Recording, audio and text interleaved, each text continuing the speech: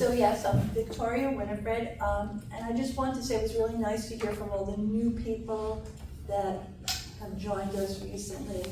And I could relate to everything they're saying, both in past experience and current experience.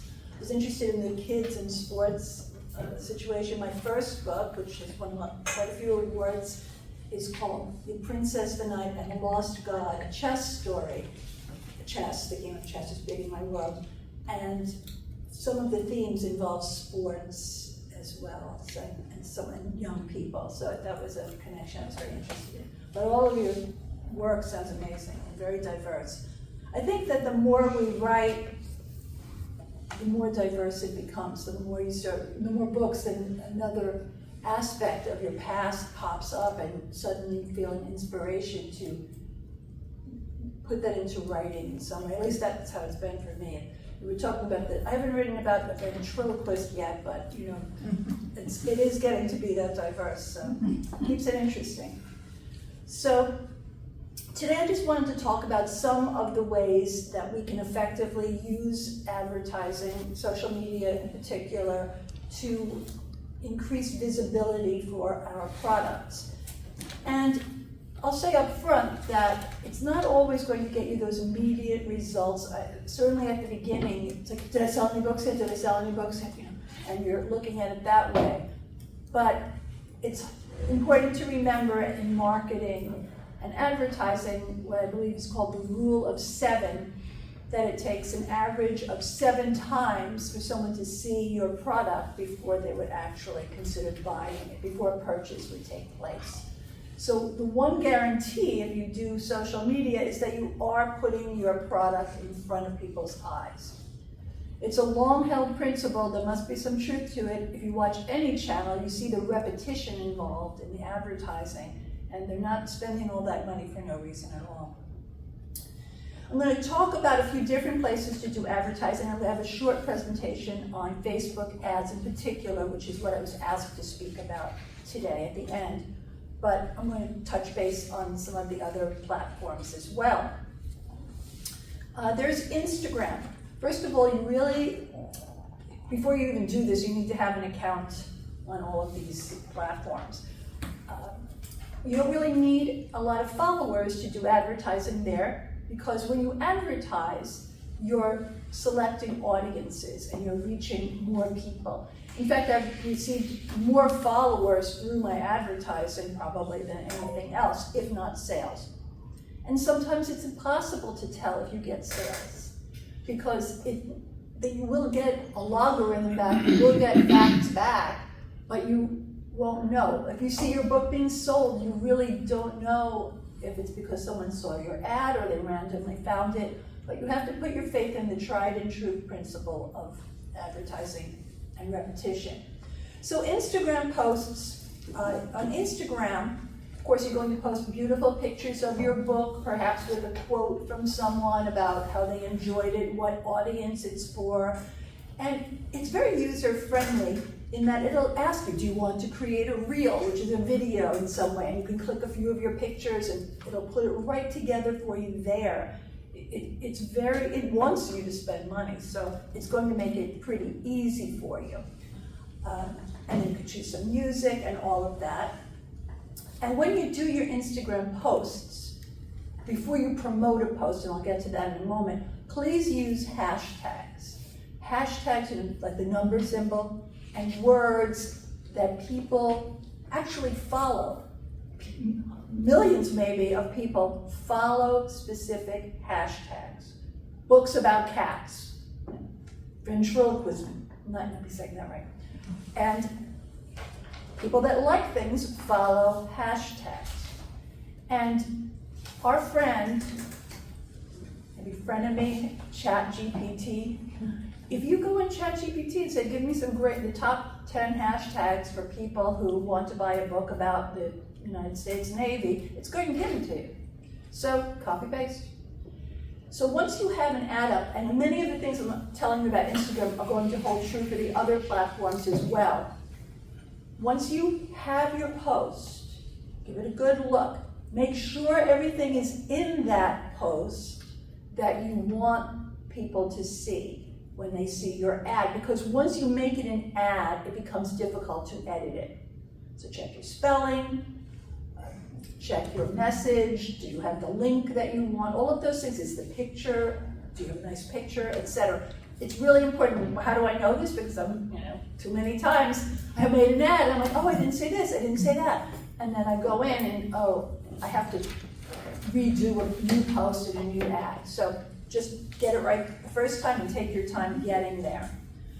And then Instagram will ask you if you want to promote it, and you'll follow the steps that it tells you. I'm going to go into more detail when I get to Facebook. Each one is a little different, but it'll say boost or promote. And once you click that, it'll walk you through what you want to do. Important to remember, as I'll say later, budget. You can set it. Twitter, which is now X, the platform formerly known as Twitter is now X. And if you're on X, you need to tweet, or whatever they're calling it these days, pretty regularly using hashtags. It'll get people to follow you, you follow people, they follow back, and you can promote your post on Twitter. Now, I don't think I've really done promotion on Twitter. I think I did it once, and then for whatever reason, I use other platforms more regularly. But if you're on X, something really important to do for advertising that's free is make a beautiful post and choose it as your pinned post. You say pin this post. You'll have to find it. I can't go through all of the details, but it's pretty easy. Pin. It will take that post and put it at the very top of anything you do after that until you tell it not to. So I have, as my pinned post on X, a fantastic book trailer I had made for The Princess, the Knight, and the Lost God, a chess story. And I have it there with all my hashtags and something great about it. And it gets a lot of likes, and I really believe that has sold books. So that's a really cool thing to do. On a lot of the platforms, you can choose to pin something or feature something that people will see right away. The thing is, if you're not doing it through an ad, people will only see it if they come to your account. And how do you get them to come to your account? Comment on other people's accounts. But anyway, try to stick to advertising. I'm going to talk about something else besides social media that I did I did not have success with this. Print ads. I thought it would be a great idea to advertise in a niche publication having to do with my topic, chess, for example, children's interests. I really had no success with it, and I spent quite a lot of money, so I advise you not to do that. And I think the reason for that, in part, is everyone wants to click on something now.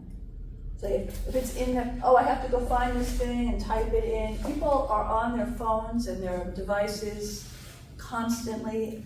I don't care what you're writing, your audience is mostly going to be on a device, and they want to click. So that was something that was not successful for me. All right, so let me talk about Facebook ads a bit before I show you my presentation. I'm going to explain it a little bit, and then I'll go to the presentation. All right. Now, Facebook ads, first of all, you need not to be using your personal account. And I may be preaching to the choir here. Many of you may already know this, but you need to create a professional Facebook account, right, for you as a writer. I have my personal account. Those are just my friends, right? My people who I actually know. And then I have my Victoria Winifred on Facebook, which are also my friends, but also a lot of people that I don't know that have known me through my books and writing. And as I explained earlier, when you post on Facebook or any place else, the wonderful thing about Facebook and Instagram is you can go back and edit your posts. The bad thing about X is you cannot, unless you subscribe and pay $11 at this time a month. Okay, so not being able to edit, that's a real problem for me, because you always want to tweak it, and if you put something on Twitter, you have to delete it and start over again. So that's an issue. I use the terms Twitter and X interchangeably, sorry. So anyway, Facebook, you want to fix up that post and let it sit there a little bit, take a look at it. The example I gave you today, I left something out, but I'll tell you what I'm going to do about it later. And you want to get ready to boost that post, and you will get all sorts of prompts to do so. So what you're going to see when I show you my brief slide presentation on this is you're going to see that once you get into the promotion section of promoting a Facebook post, you're going to be able to do a number of things. You can let them do it automatically. You can target your advertising instead if you wish, which I do. You're able to target specific demographics, people's interests, if they're parents or military, there's all sorts of things you can target. And you're going to create your custom audiences. The book that I didn't, and I really did it because of my speaking today, because I hadn't done a Facebook ad in a while, was for a new book that just came out for children called Audley and Eve, Magical Edition Pairs. So this is a book for ages 4 to 7, just basic edition principles through the cute characters that have their adventure.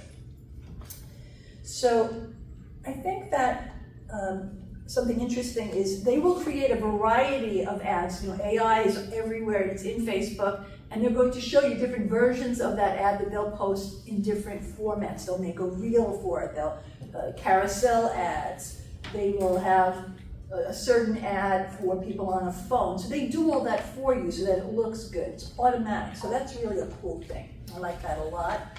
And you can choose your goals. You might want to have people go into your website. You might want to have people follow you or follow your page. The one thing you're not going to be able to do through any of these advertising campaigns that I've discussed is see for sure if someone bought your book. As far as I know, the only one that can do that, I'm not going to be talking about that today, is Amazon ads, which is a whole nother conversation through Amazon itself. So I think it's best if we're going to take just a momentary break as our friend Bill comes up. And in a moment, I'm going to show you just a few slides and show you my exact ad and what's going on.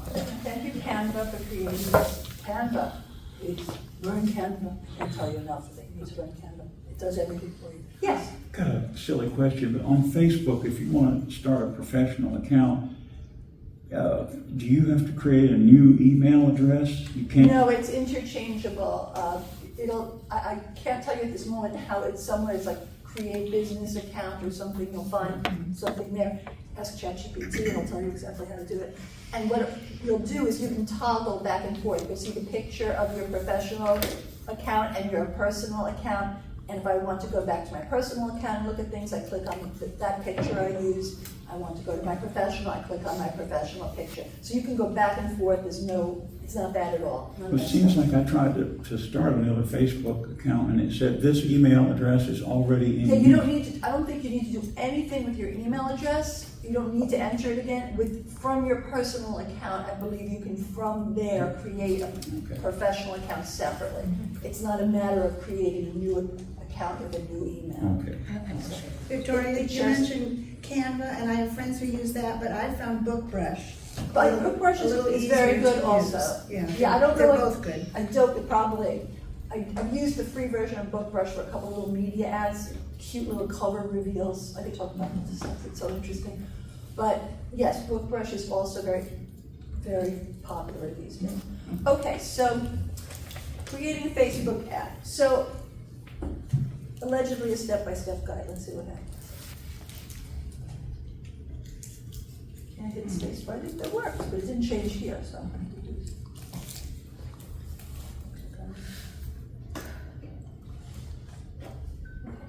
All right, so this is what I said before. First, create a good post. I know this is really hard to read, so I'll just breeze over it for you. So on my new book, Audley and Eve, I created a post in advance, prepared this post, including as much information as I could, and then I asked ChatGPT for suggested improvements, and their rewording is pretty phenomenal. So you really all should get an account, even if you have certain feelings about things that should be used for that and not for this, but this is just a gift. So anyway, they reworded some things, and I wrote up here what I did. I said, improve this post, I want to use it for a Facebook ad, make recommendations to me as well. So I write it first, and then I put it in there and ask for improvements, to be clear. They can't do that yet. I can't read your mind just yet. So anyway, it gave me maybe next year, maybe ChatGPT 5.0 will do that. So through Victoria Winifred's engaging storytelling and Barry Davian's vibrant illustrations, this picture book makes basic math facts both educational and delightful, with its charming characters and life lessons, etc., recommended for parents and educators of children 4 to 7. Link to the book on Amazon. Okay? And I improved it a little bit more, but basically that's what it says and has the link. So I create, this is before I promote. So this is my ad. I had a picture of myself. I created a background for myself in Zoom of something having to do with addition. I held up, actually didn't hold up my book. I pasted in a copy of my cover for those of you that do graphics. But you can just take a picture of yourself holding your book, it's fine. If the authors, festivals, a picture of you holding your book. Always take pictures at those festivals. Anyhow, so I have this here, have my ad, improved text, and I created my ad. Now once I said, and then in the slide that you can't see, there's a word that says boost post. So after you put your perfect ad up, you'll see a sign that says boost post, and that's what you click. And when you click that, this is the screen you're going to get. And what it does here is it generated 3 different versions of my ad, and I can choose one or use them interchangeably, let them rotate. And it asks you if I want people to be able to message me. And then it asks you, if you click on gold, what results would you like from this ad? So it really starts walking you through the steps. Do I want Facebook to decide for me? If you've never done anything before, like you might just do that, see what happens. It's either way, people are going to see it. Get more messages? I don't really want more messages. It'll send it on Instagram too, by the way, if you do it through Facebook.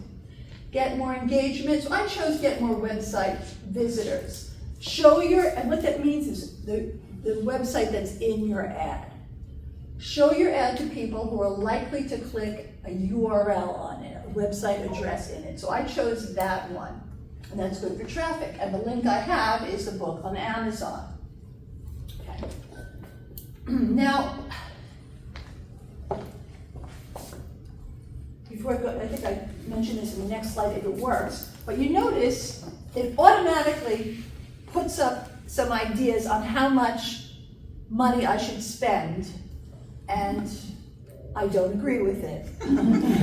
No, I'm not going to spend $91 on my little ad that I'm creating at this time, but you're able to adjust that later. But here's what I'll say, be careful. Yes, you'll be able to pause it after it starts running if you make a mistake, and it says $1,500, and then you click too many times, and then it says your ad is being reviewed, and then you can't change anything until it becomes active. Then you have to wait, and you can stay in the middle of the night and wait for the email so you could go and pause it and not spend all that money. Has that happened? Almost. So you can change that, okay? So you're able to select your goal, and let's see if I can possibly make it to a new slide. Sorry, guys. Okay, so what I have on the screen here is that I changed it to $10, and I have a smiley face with a big thumbs up. And let me just read it to you off of this, so I'll make this bigger for myself. Okay, so what did I choose? You're going to get a lot of menu choices, and again, I'm sorry you can't see it on the screen. But here's what it asks you. Who should see your ad? And I chose, my selected audience, Advantage Audience is what it's called. And what you do is I went into that, and I chose an age range, a gender. I chose ages 23 to 55. I'm thinking teachers, parents, grandparents. I mean, I could have gone up, but I'm trying to limit it a little bit. Female, And then you choose, you could do all, of course you could do all. And I chose interests. And you type in the word and there's tons of them pre-populated and you'll find things related to your interest. So I chose people who match homeschooling, STEM, children's lit, mathematics, preschool, early education, principal teacher, parents with school-age children 6 to 8 years old, preschoolers 3 to 5 years old. And that's all I did for this ad with my $10 over 7 days.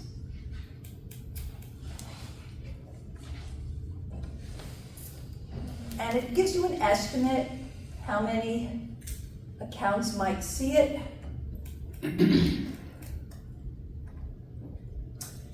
And I looked at it last night and I also looked at it this morning. I've had it up for a few days now to see the results. And along the way you get to click and see insights, what's been happening with your ad. And as of last night, and I'll tell you about this morning, there was 16 link clicks. 16 people clicked on that link and looked at my book on Amazon. Okay, I don't know if any bought it, I'll find out in a couple of days. But they went, and that's so important. You know, you really want people to see you, and then when they see you again, they'll say, oh, that person again, maybe they have a different book or a different angle on your book. So I was excited about that. And that was just a few days in. So I did a little more investigation today, and I'll just stay off of this now. And I wasn't able to get it on my presentation, which won't matter. So that's just as well. So as of this morning, this ad has reached 2,171 people in your audience. It doesn't mean I have that many clicks, but in the audience meaning the audience I selected. It means they saw it. Mobile, and then it gives you a bar chart of like mobile in-stream video ad that they created, 1,700 people. A Facebook reel, 42 people saw it, and so on and so forth. Then it gives me state by state how many people saw it. And Texas was the big winner. Maybe, were you looking at my ad while you were there? Probably, right? But it says 226 people saw it in Texas, 225 in California. I won't read you all of them, but it goes in descending order, North Carolina, and it tells you how many people in every state that the ad came to their face. They might not have clicked on it, but it was shown because of their interests to that many people. We had Wyoming, DC, and Vermont tied at 2 people. I guess they're busy.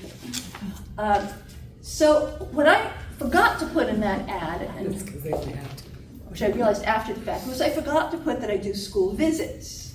You know, I do presentations, standard-based presentations for schools about the journey of being an author and using the writing process to help you with your writing, all sorts of things that have music and dance and all that.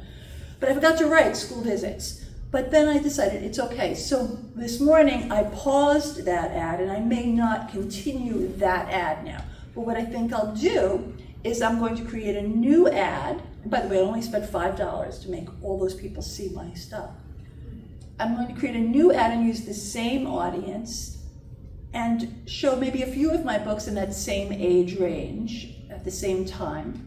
And that's something I've been working on, younger kids, because my first few books is mostly grades 3 to 5, and now I'm working on some younger ones. So I think I'll do that and mention the school visits as well. So even though I didn't put all of that in there, it's okay, because I paused it and I never have to continue it. And I only spent $5. For me personally, it was an adjustment to see as successful the fact that people saw it, because I just want people to buy it, right? I just want people to buy my book. But it's really have to look at it differently, frame it differently. That people saw your book and know you exist is really a big deal. Got to trust in that rule of 7.